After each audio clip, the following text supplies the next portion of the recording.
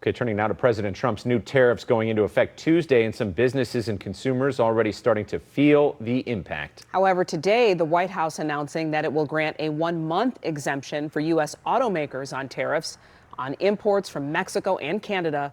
But other businesses have no such reprieve. And I'll have more on what that could mean for Detroit's Big Three in a moment. But first, Scripps News Group correspondent Katie Tubman looking into how some business owners are adjusting and how knowledge from the pandemic is now helping them.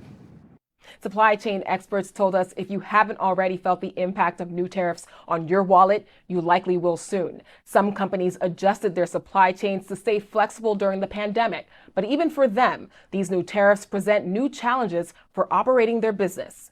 New tariffs on goods from Canada, Mexico, and China could impact your bottom line soon. I think for certain products and goods, they're going to feel the impact, immediately. American farmers rely on Canada for a key ingredient in fertilizer, and Mexico is a crucial source for America's produce supply. That means the price for some foods, think avocados and tomatoes, will be among the first to rise. Last week we got an email from our produce company letting us know that these were going to go in effect and that the price of many products will probably go up. Gregory Leon is the owner and executive chief of a local restaurant in Milwaukee. It just means that I'm going to have to pay more for the raw ingredients that we use to cook. And then that's a cost I'm going to have to pass on to my customers.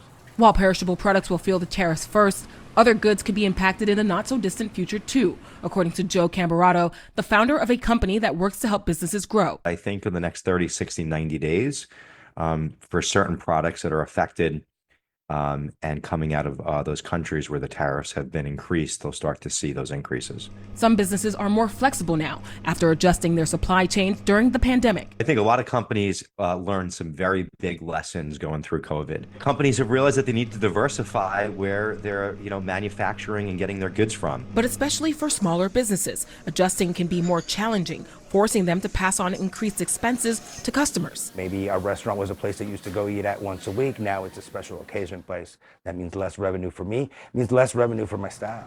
In his address to Congress Tuesday night, President Trump said these tariffs are about making America rich again. But he also noted, rather briefly, that there could be a little disturbance to the economy as they go into effect.